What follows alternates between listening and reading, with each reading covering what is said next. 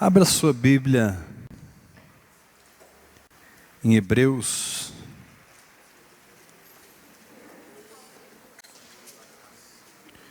Hebreus capítulo 4.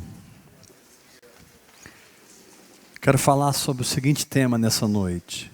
Quando a fé deixa de ser um esforço e se torna uma normalidade. Repita comigo. Quando a fé deixa de ser um esforço e se torna a minha normalidade.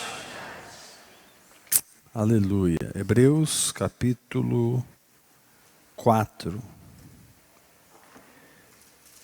Quem achou, diga amém. Verso 1. Temamos, portanto, que, sendo-nos deixada a promessa de entrar no descanso de Deus. Olha que não é qualquer descanso que ele está falando, não. É o descanso de Deus.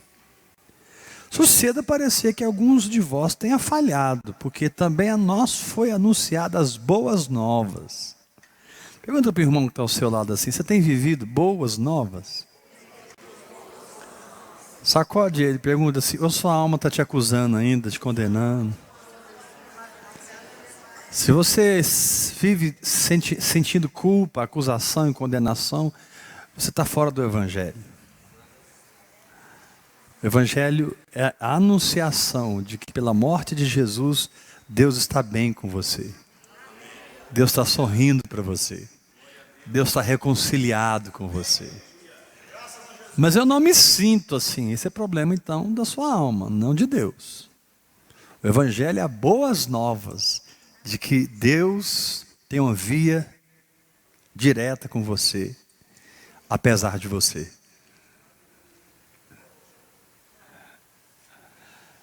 Apesar das metas que você não alcançou, apesar dos objetivos não alcançados, apesar das falhas,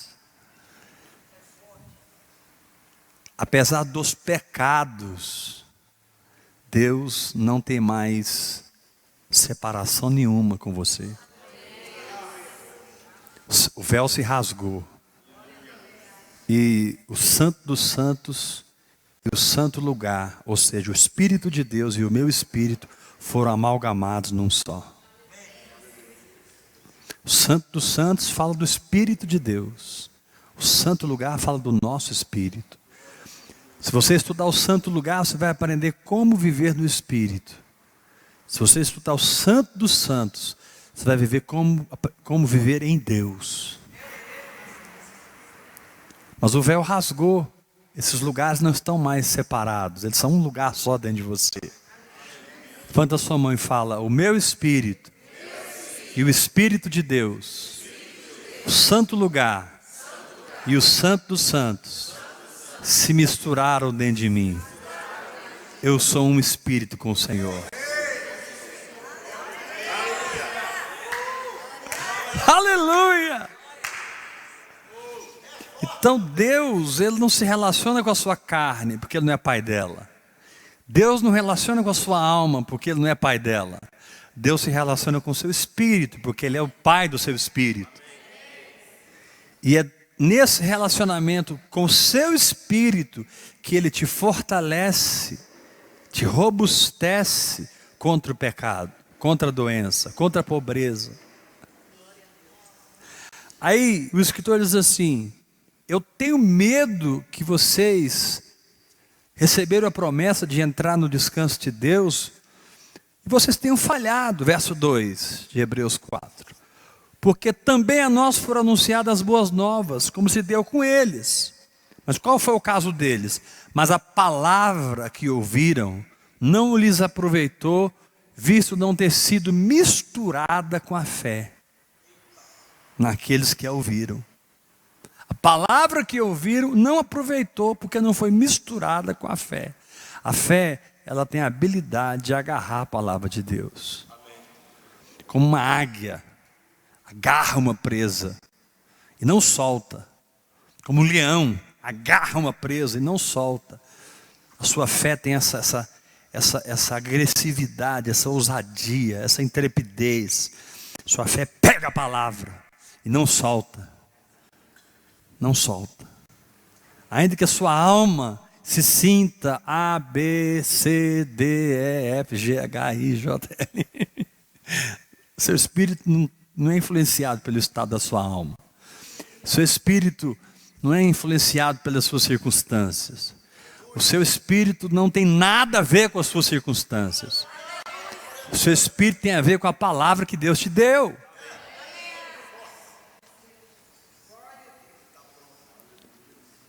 Aí ele diz assim no versículo 3: nós que cremos, crer aqui é uma ação, né? Os irmãos sempre dizem ouvir e crer e praticar. Eu fico rindo. Eles ficam tentando completar o nome ouvir e crer, né? Ouvir e crer e praticar. Mas crer é praticar.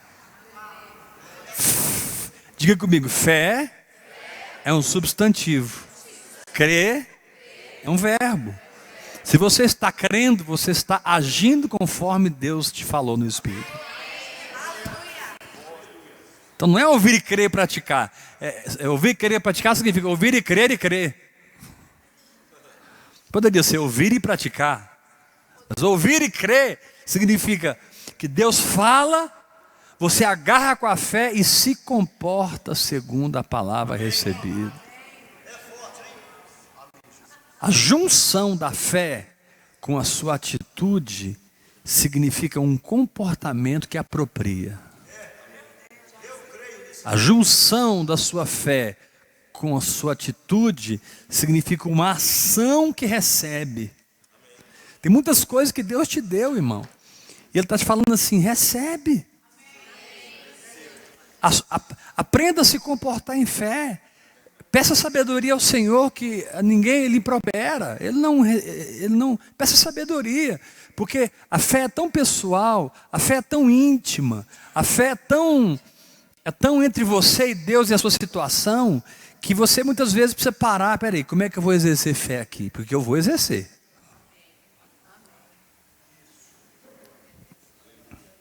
Então existe um período em que nós aprendemos fé. Somos treinados na fé. A fé é um esforço. Isso não está errado. Olha o capítulo 4, versículo 12. Versículo 11. 4:11. Esforcemo-nos, pois. Esse é o único esforço aceito na nova aliança. Esforcemo-nos, pois, para entrar naquele descanso.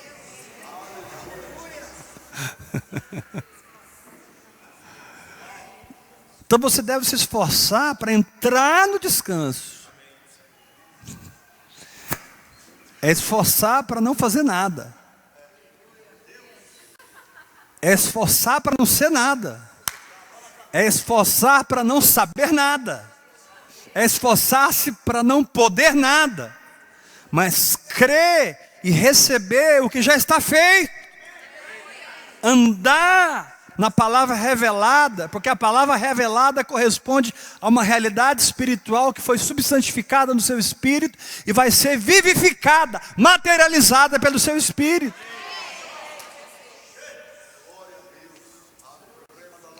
Então existe um início,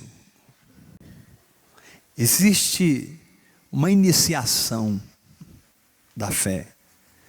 Quando você entende que você é espírito, que Deus fala com você e que você deve agir em cima dessa palavra. E aí você busca sabedoria e Deus vai te orientando em cada situação como exercer fé. No casamento, nas finanças, na saúde, no ministério.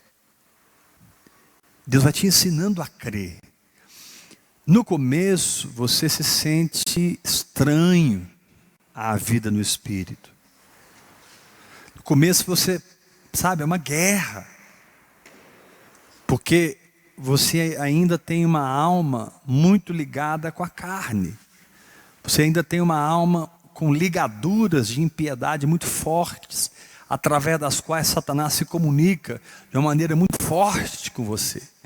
Satanás fala na carne, mas se tem ligadura de impiedade ligando na minha alma, aquilo ali que o diabo falou na carne amplifica.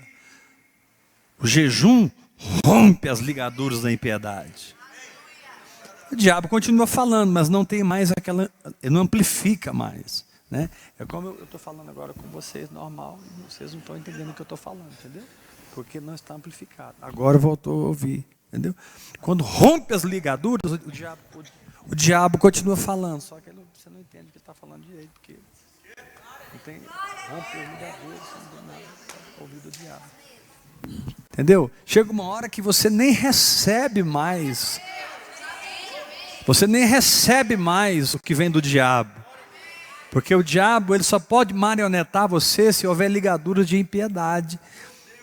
Mas quando essas ligaduras são cortadas, desligadas pela mortificação da carne, o diabo, ele vai continuar falando. Só que você recebe a unção. Entendeu? Agora, esse processo, ele na minha vida foi muito longo, mas não significa que na sua tem que ser, porque eu tive que rasgar um caminho, eu tive que enfrentar a liderança, eu tive que enfrentar pessoas, eu tive que vencer minha própria alma, eram tantas situações quando eu entrei na vida no Espírito, que eu tive muita guerra que você não precisa ter. A fé pode ser mais automática em você como é em mim hoje. Você pode vencer hoje uma enfermidade por um simples pensamento.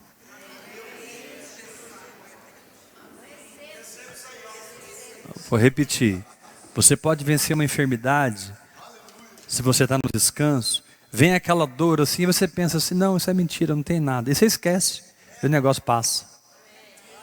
Você ficou veloz na fé. Você entendeu a graça, você entendeu que é filho, que a palavra de Deus é um testamento, e o testamento fala de herança, e essa herança é sua, porque ela tem força de lei, porque um testamento só tem força de lei com a morte do testador, e Jesus morreu para dar essa palavra força de lei na sua vida. Então não é uma questão de você buscar, não é uma questão de você adorar, jejuar. Não coloque as práticas espirituais no lugar errado, porque elas vão ser peso para a tua vida. Coloque as práticas espirituais no lugar certo. O que são as práticas espirituais? São recursos da graça para me manter onde eu já estou. Eu já cheguei, eu já sou, eu já tenho. Então por que eu oro em línguas? Por que eu jejuo? Por que eu adoro, confesso a palavra? Para me manter no lugar que eu tenho chamado feito.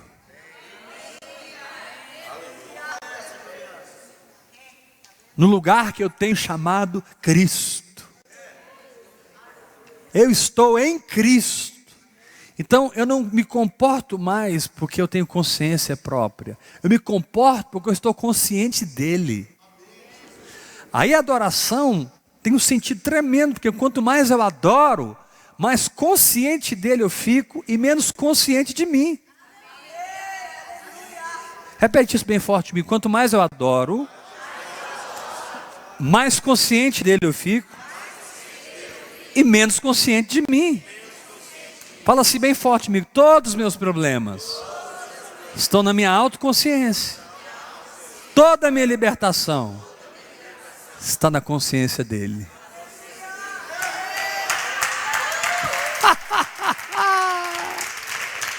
Aleluia! Deus não te quer olhando para você. Isso é humanismo. Deus te quer olhando para Cristo. Isso é vida. Isso é libertação.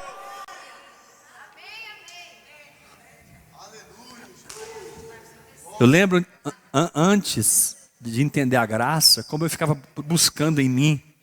Eu vivia na introspecção. Eu vivia buscando em mim. Onde é que está errado? Onde é que está errado? Irmãos, estava tudo errado. Não há nada em mim que sirva para Deus. E eu ficava buscando em mim os pecados para mim poder confessar. Porque se confessarmos nossos pecados, Ele é fiel e justo para nos perdoar. Então eu tinha que achar pecado para confessar. Resultado, eu confessava pecado o dia inteiro. Eu passava o dia confessando pecado, amarrando demônio, lutando com a minha alma. Resultado, fiquei cansado, oprimido, sobrecarregado na obra de Deus. Um perfeccionismo ligado com o legalismo trouxe uma autoconsciência total. E aí eu não me sentia digno para receber a cura, porque sempre faltava alguma coisa. Eu não me sentia digno para prosperar. Eu não me sentia digno de nada. Eu perdia toda a dignidade. Eu me sentia culpado, porque eu buscava em mim os méritos. E os méritos não estão em mim. Os méritos estão nele. Aleluia! Estão nele. Por isso, no capítulo 12, ele diz, eu não vou lá, mas eu vou citar: corramos com perseverança a carreira que nos está proposta, olhando firmemente. Essa palavra firmemente, essa palavra firmeza, ela está em Hebreus, todo Hebreus. Você vai ler Hebreus, é firmeza, firme, firme, firmeza, firme, firme.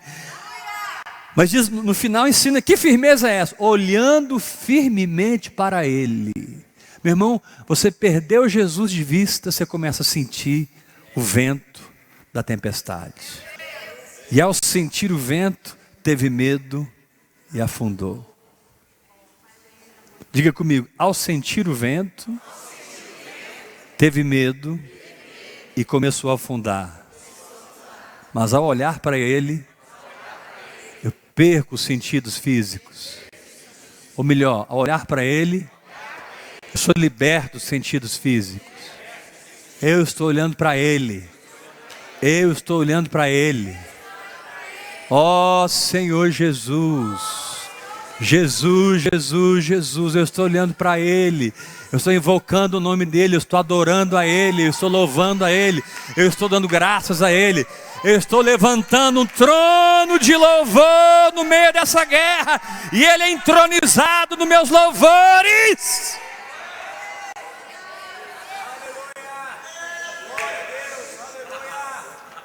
Nosso problema é que ao olhar para nós mesmos, nós introduzimos o medo. Ao olhar para nós mesmos, nós introduzimos a incredulidade. Ao olhar para nós mesmos, introduzimos a confusão na nossa mente. Quem aqui não fica perdido de vez em quando? Quem aqui não fica confuso de vez em quando? Quem aqui não tem medo de vez em quando? Quem aqui não tem um dia de depressão na vida? Não, ninguém aqui, só você, pastor. Então é só eu assumo. Tem dia que eu estou deprimido. Tem dia que eu quero dormir o dia inteiro, não quero ver ninguém, não quero falar com ninguém. Tem dia que eu sinto medo, tem dia que eu sinto dúvida. Mas tudo isso é alma, isso não é quem eu sou. O que eu sou no Espírito.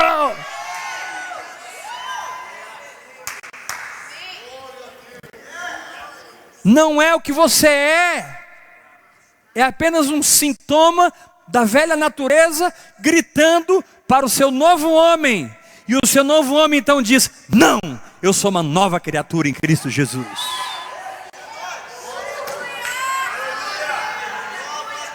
Fala para 3 pessoas perto de você: tua carne não vai se converter nunca.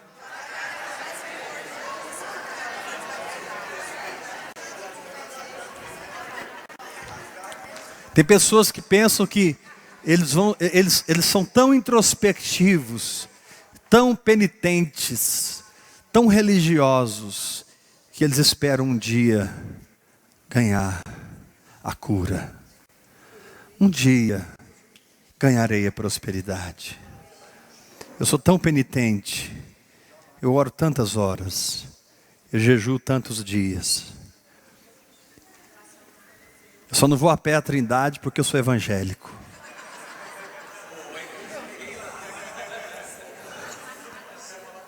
Mas eu vou à Trindade dos meus jeitos. Eu pago promessa da minha maneira. Eu acho que eu mereço sofrer. Eu acho que essa doença está me ensinando alguma coisa. Deus mandou essa doença para me ensinar. Que loucura.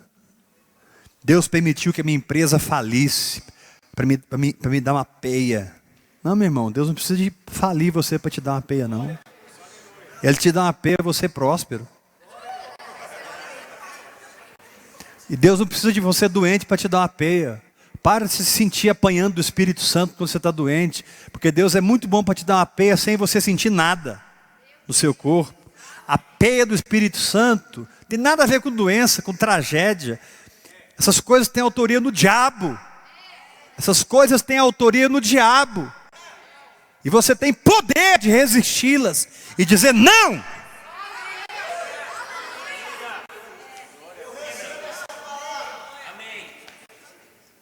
Não, mas eu tenho essa área para tratar. Eu tenho certeza que Deus vai tratar comigo. Eu também. Mas não é te enviando problema.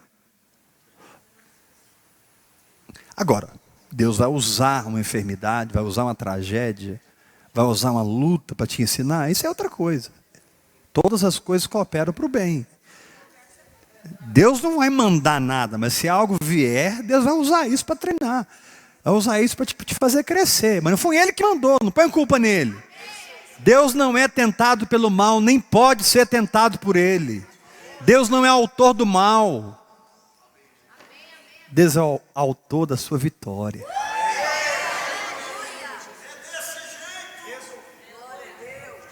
Ele é o consumador da sua vitória.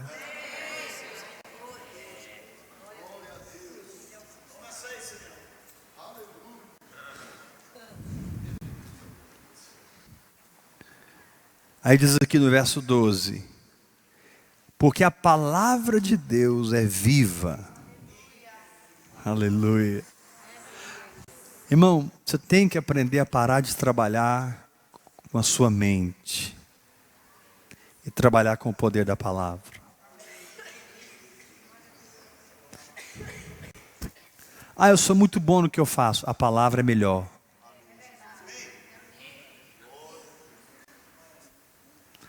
Se desplugue da energia natural e se plugue na palavra de Deus. Você vai receber inspiração, você vai receber força, você vai receber ideias que você nunca sonhou em ter.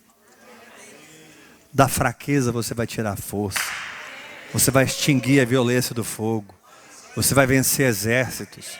Você vai fechar a boca de leões. A palavra de Deus é viva.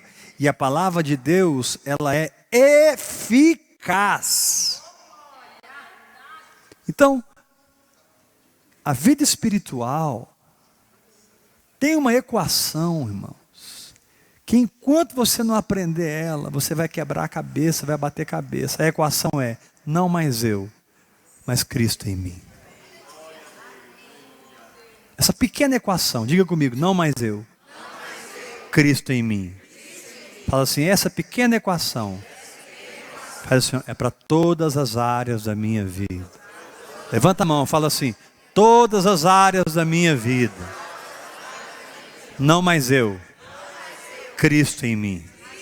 Cristo em mim. Cristo em mim. Cristo em mim. Cristo nas minhas finanças. Cristo na minha saúde. Cristo na minha família. Cristo no meu ministério. Cristo no meu trabalho, nos meus estudos. Cristo na minha vida. Cristo, Cristo, Cristo, Cristo, Cristo, Cristo. Aí Paulo continua: e essa vida que eu tenho na carne, eu vivo pela fé.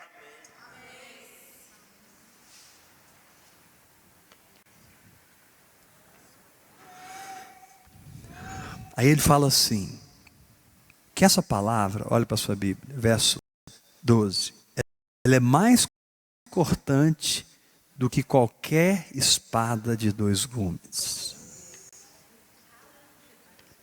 Agora olha só, ela penetra a herança adâmica em Cristo.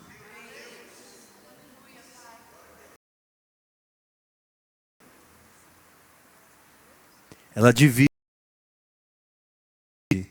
a vida natural da vida sobrenatural. Ela divide da vida celestial.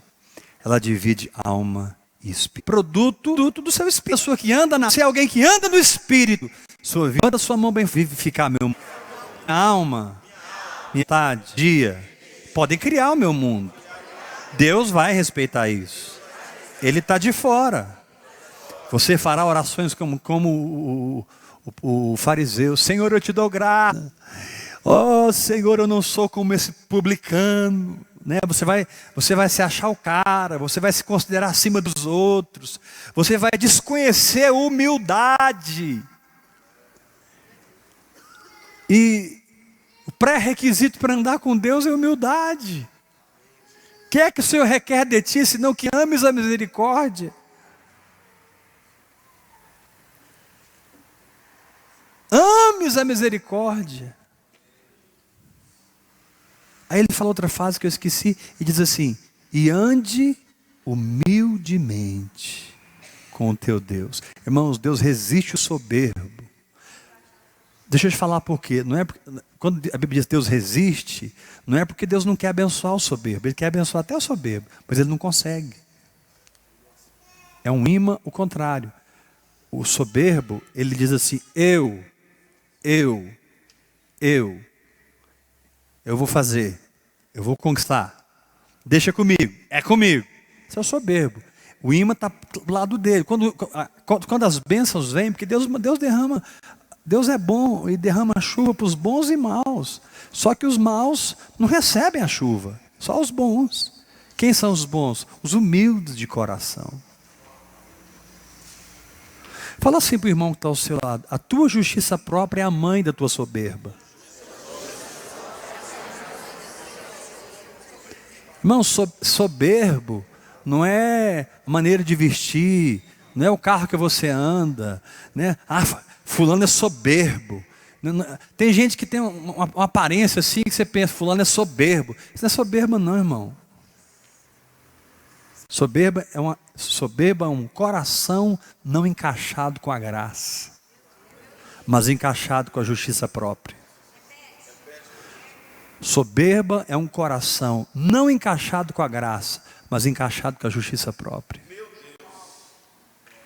Por isso a justiça própria é chamada na Bíblia de trapo de imundície.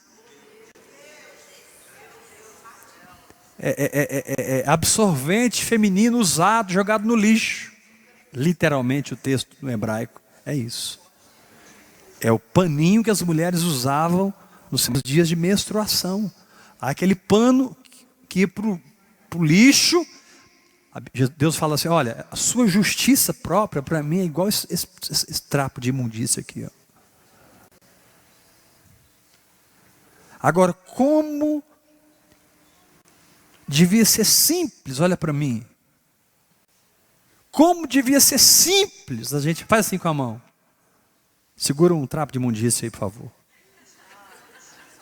Você da internet, levanta a mão aí também, todo mundo. Segura aí um trapo de imundícia. Fala assim: como deveria ser simples? Pegar a minha justiça própria, jogar fora. Agora fala assim: só que o problema é que enquanto eu não enxergo Cristo, enquanto eu não tenho uma revelação da graça, eu pego esse pano e me lavo, me limpo e uso ele. Carniça.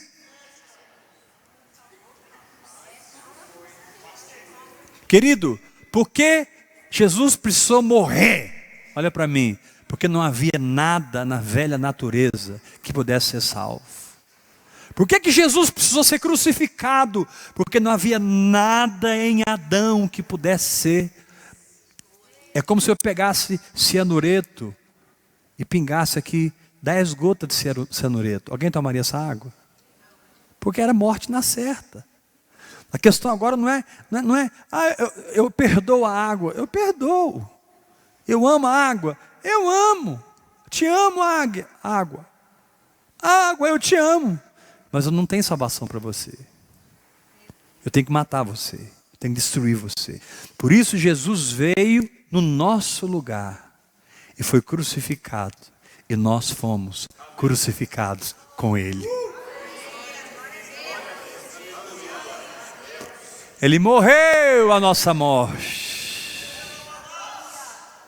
E Ele ressuscitou para a nossa ressurreição. E nós somos justificados por fé no seu nome, no seu sangue. Então o Senhor te diz, para de usar essa porcaria que você está usando, porque aí você se torna crítico dos outros, você se torna juiz dos outros. Quem é cheio de justiça própria, ele está sempre assentado num trono, julgando A, B ou C. Ele está sempre analisando as pessoas. Sabe por que você analisa muito as pessoas? Porque você se cobra muito de você mesmo. O seu excesso de crítica é porque você se reprova. E você projeta nos outros a sua autorreprovação. Mas olha para mim, querido. Quando você encontrar com os olhos dele. Pai, eu vou repetir, eles não entenderam. Quando você encontrar com os olhos dele. Como diz o Suzaninho, são chamas de amor. Você vai se sentir tão amado. Você vai se sentir tão perdoado. Você vai se sentir tão acolhido. Você vai se sentir tão encontrado. Que você vai, de cansado, encontrar com Cristo. Porque o fim da lei é Cristo.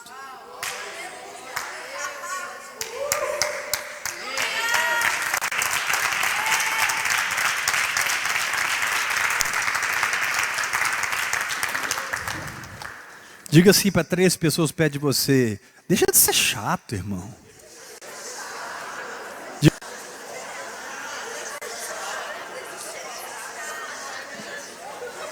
Não. Sacode o seu irmão e fala: ninguém merece um crente legalista, cheio de justiça própria.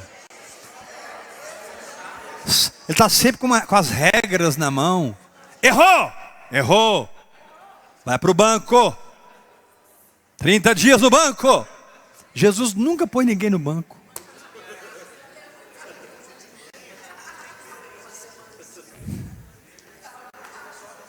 Eu falo isso, as pessoas assustam. Me mostra na Bíblia. Quando foi Jesus falou assim: fulano, você não vai nessa viagem para ficar em disciplina.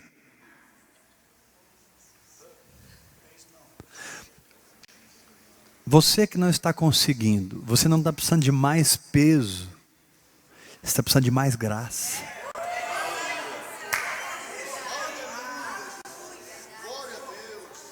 Vou repetir. Você que não está conseguindo. Eu queria orar 5 horas. Yes, glória a Deus. É meu time. 5 horas, hora após hora. Fala comigo, hora após hora. Eu quero orar, mas quando você está orando? 15 minutos. Primeiro, Deus está feliz pelos seus 15 minutos. Deus não é reprovador, Deus é aprovador. Deus não está lidando com uma máquina, Deus está cultivando uma árvore.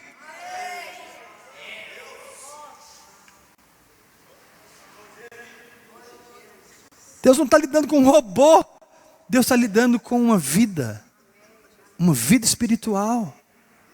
Então, o que Ele vai te dar? Cobrança? Acusação? Não. Ela precisa de mais graça, e mais graça, e mais graça, mais graça. Recebe mais graça, mais graça, mais graça, mais do meu espírito, mais do meu espírito, mais do meu espírito, mais do meu espírito, mais da minha palavra, mais da minha unção. Pastor, mas eu parei de orar em línguas porque eu caí. Querido, você que tem caído demais, quem tem que orar em línguas? O Espírito Santo não é uma conquista, o Espírito Santo é uma dádiva.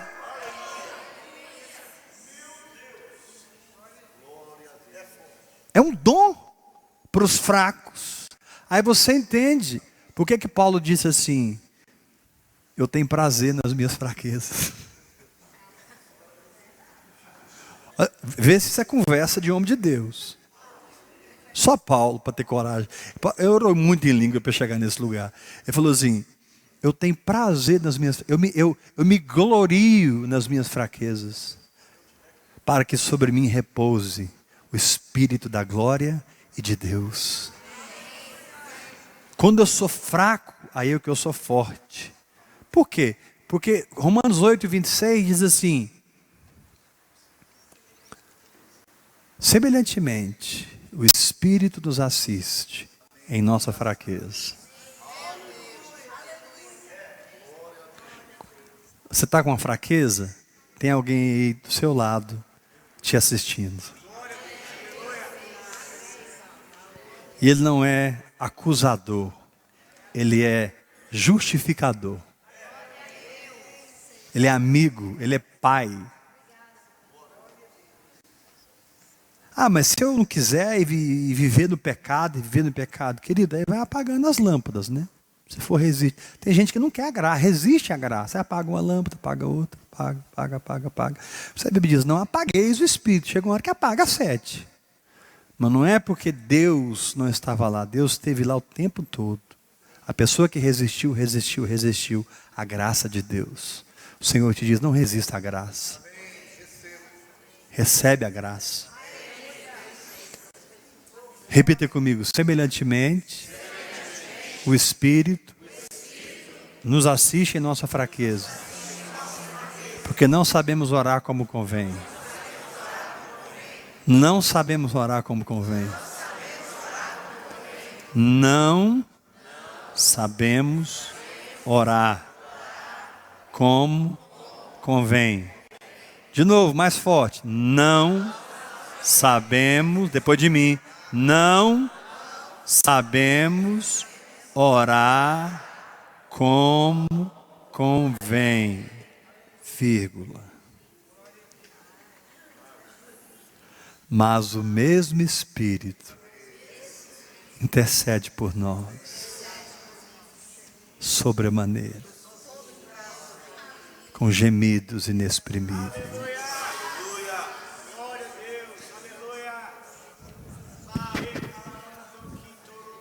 Então Deus quer nos levar do esforço da fé para a normalidade da fé.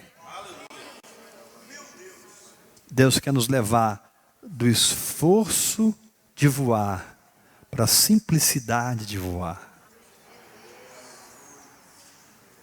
A pequena águia que vai fazer o seu primeiro voo, ela tem medo, né? A mãe desfaz o ninho e o ninho fica desconfortável.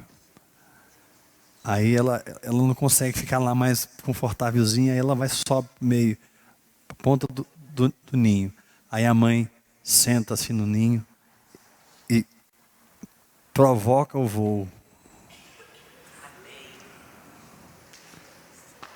E a bichinha despenca lá de cima. Se ela consegue voar, beleza. Senão a mãe pega ela. Coloca de novo. De novinho. Deus está falando para alguns aqui hoje. De novinho. Você pode voar. Gênesis capítulo 3, começa a Bíblia com a mulher enganada pela serpente. Ela não tinha asas. Mas Apocalipse 12 termina a Bíblia com a mulher recebendo as asas da grande águia. E diz a Bíblia que aquela mulher voa para o deserto, fora da vista da serpente.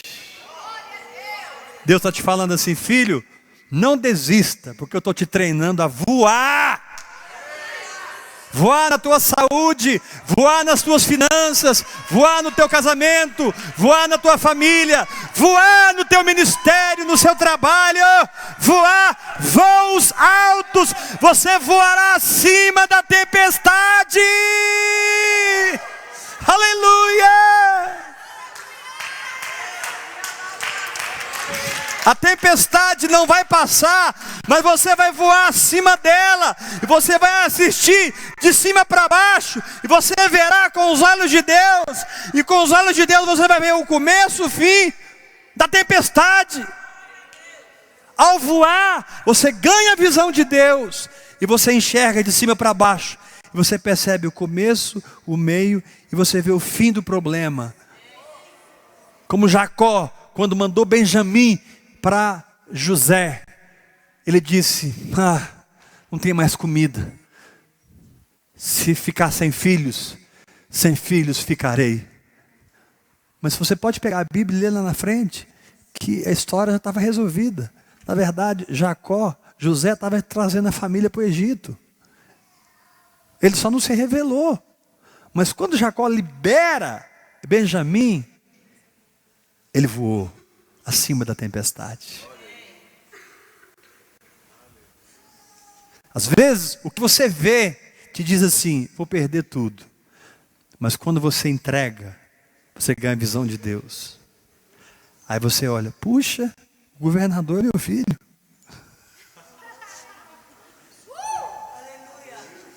Eu não vou perder nada.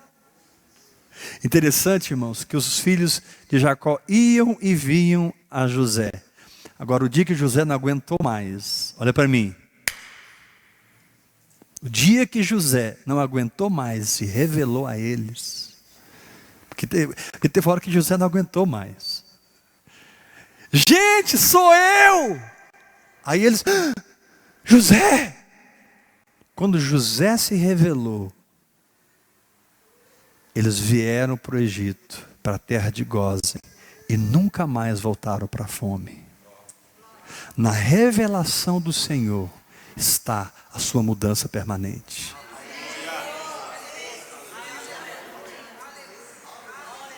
Diga comigo: o dia que José se revelou, eles ficaram de vez na terra da provisão.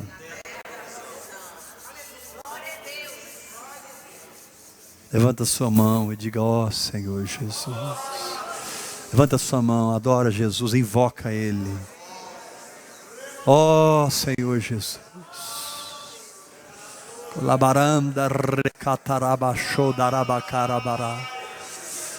Ó Senhor Jesus. Toca nele, toca nele, toca nele, toca nele, toca nele, toca nele, toca nele, toca nele.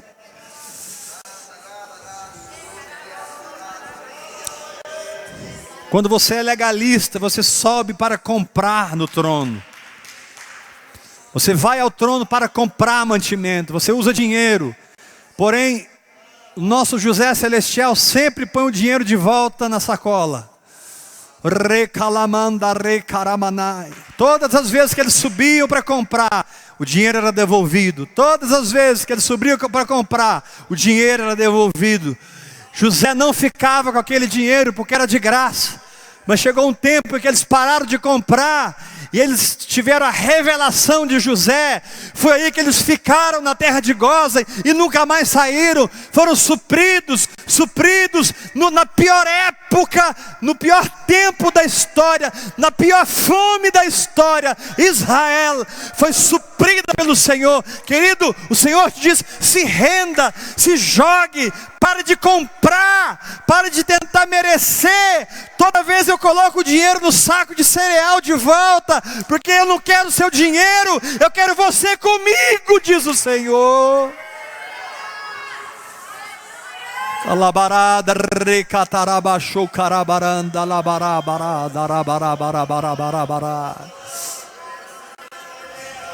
Eu não quero o seu dinheiro, eu quero você. É o que José estava querendo dizer.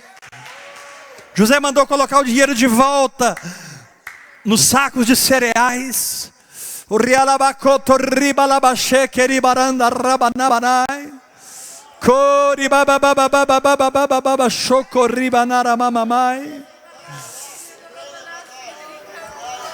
Mas eles ainda eram legalistas. Eles não entendiam o governo de Deus, não entendiam o reino. E quando eles voltaram para comprar mantimento, eles procuraram o servo de José e disse: olha, nós estivemos aqui para comprar e nós pagamos tudo, mas o dinheiro foi colocado de volta. Aí o servo de José disse: fiquem tranquilos, está tudo certo. Está tudo certo. Está tudo certo. Eles estavam cheios de culpa, porque o dinheiro voltou, e eles tiveram que voltar lá para comprar, e eles foram confessar. Mas o servo disse: está tudo certo, está tudo pago, recebe a bênção, meu irmão. Anda no novo nível de fé, voe mais alto, voe mais alto, voe mais alto, voe mais alto, voe mais alto, voe mais alto no seu casamento, voe mais alto nas suas finanças, voe, querido, começa a acreditar, sabe, economize 10 anos da sua vida apenas mudando de pensamento.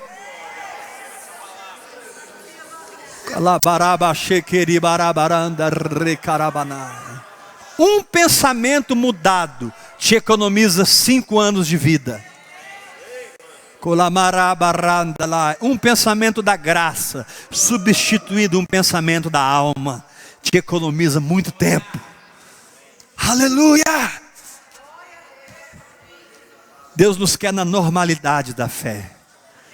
Deus nos quer no automático da fé. Deus nos quer programados na fé. Deus não quer que a fé seja um momento. Deus quer que a fé seja uma vida.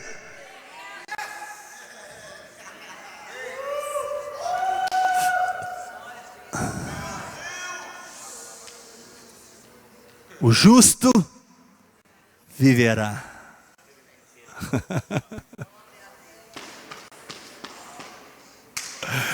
Pela fé.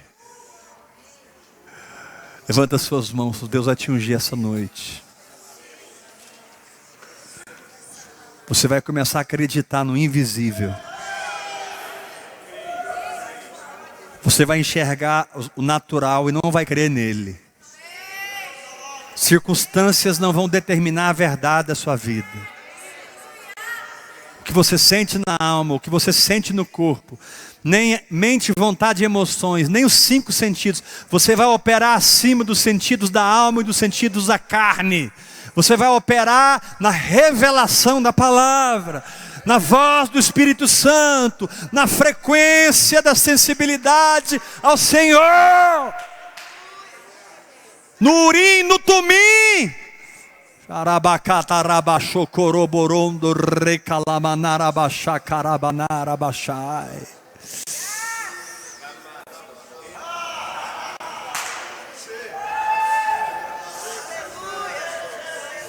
Tudo bem que por um tempo a fé seja um esforço, um treinamento, mas espera aí, querido. Sai desse tempo. Simplifica as coisas. Muda sua mente. E acredite. Escolha os atalhos que o Espírito Santo está te dando nessa noite. Essa noite Deus está entregando atalhos para o seu ministério. Essa noite Deus está te entregando atalhos financeiros, atalhos do casamento. Aprenda a mudar sua mente imediatamente que você ouve a voz. Deus falou, muda sua mente, muda sua boca, muda seu comportamento. Se encaixa com a graça de Deus.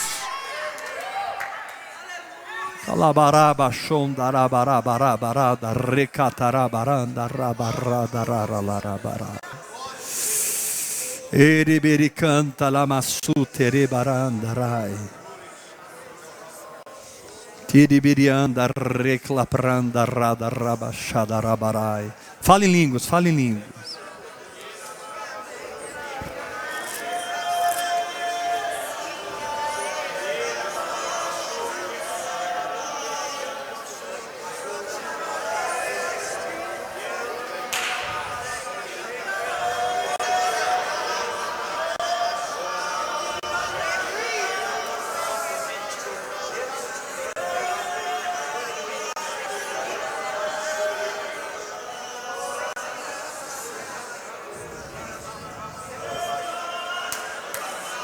Sabe o que Deus está mandando te falar? Você é responsável em criar o seu mundo. Você vive no mundo que você cria. Deus não pode fazer mais nada por você. Ele já fez tudo em Jesus Cristo, te dando o Espírito Santo e a palavra. Agora quem é responsável pela sua fé não é Deus, é você. Deus te responsabiliza pelo teu sacerdócio, enquanto o seu sacerdócio cuida da sua fé, e a sua fé cuida de você. Antes de terminar, vamos ler Romanos capítulo 4, verso 16. Esse texto é uma explicação simples, na palavra, de tudo que eu falei. Romanos 4, 16.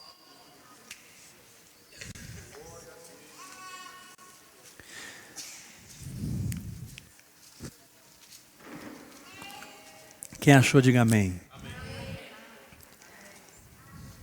Essa é a razão porque provém da fé. Por que é pela fé? Para que seja segundo a graça. Por que a fé aciona a graça? A fim de que seja firme a sua justiça própria, a sua performance. O que você faz ou deixa de fazer? Não, é pela graça, a fim de que seja firme a promessa. Agora vamos ler o contrário. Eu falo e você repete. A promessa está apoiada na graça. É impossível perder. E a graça está apoiada na fé. Cabe a mim escolher. Diga novamente, vamos ler esse versículo ao contrário. A promessa está apoiada no quanto eu faço. É? O quanto eu não faço. Está apoiada onde a promessa? Na graça. E o que que liga a graça? A fé.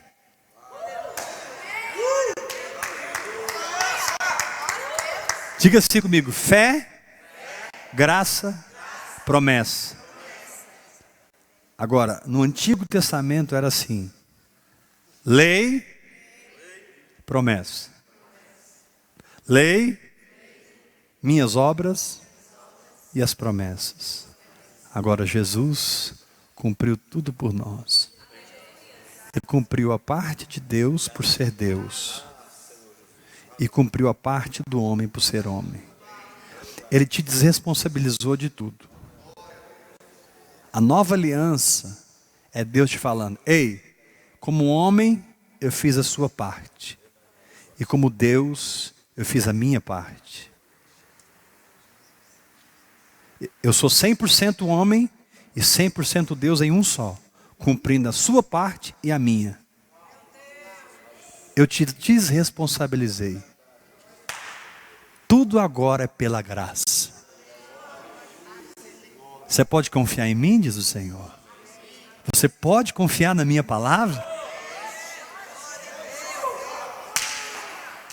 Você pode colocar a tua fé na minha graça? Porque a minha graça está firmada nas promessas. Agora as promessas não dependem mais da lei. As promessas dependem da graça. E graça significa que tem um avião derramando bênçãos na minha cabeça agora.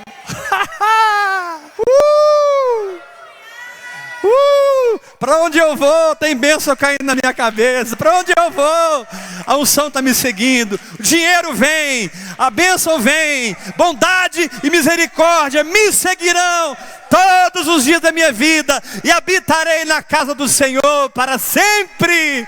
Aleluia! A lei me afastou de Deus, mas a graça me fez capturado para sempre.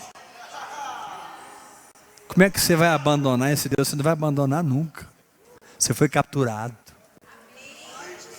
A lei te deu medo e você se afastou. A graça te atraiu e você mergulhou.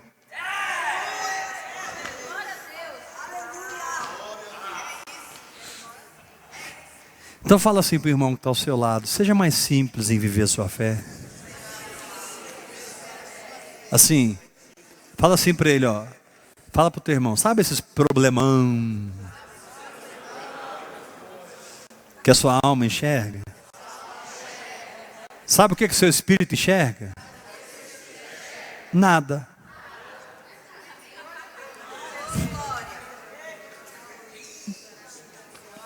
Você acha que eu estou exagerando? Jesus vivia assim, ele via o paralítico, ei, levanta, anda. Por quê? Porque ele não via ele paralítico, via ele curado. Chegava num velório, por que vocês estão chorando? A menina não está morta, ela dorme. Mas se alguém colocasse o pulso, o coração estava parado. Mas para ele, estava dormindo. E ele foi lá e acordou ela. Precisou alimentar a multidão. Vamos comprar comida. Não, gente, para comigo. O que vocês têm aí? 2 pães. Pai, eu te louvo. Aleluia. Prrr. É esse lugar que Deus te pôs essa noite.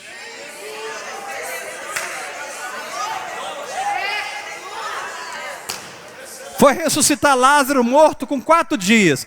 Pai, eu te louvo porque o Senhor sempre me ouve.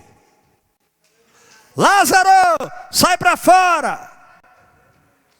E o pai ouviu o que ele disse e falou para Lázaro, não dá para você ficar aqui comigo mais não. Você vai ter que voltar para lá. E Lázaro, não pai, está tão bom aqui. Eu já cheguei. Pois é, mas eu sempre ouço meu filho. Aí saiu Lázaro.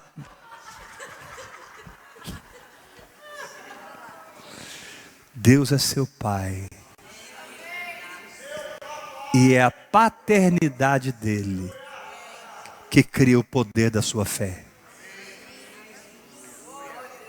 Entra na casa, abre a geladeira, pula na cama, festeja. Não depois, festeja antes, porque você crê.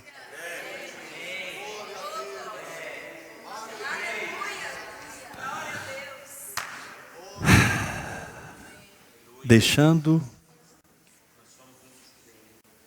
o esforço da fé para viver na normalidade da fé. Lembrando que do começo é um esforço mesmo, a gente é muita luta, né? Mas depois você morre uma vez.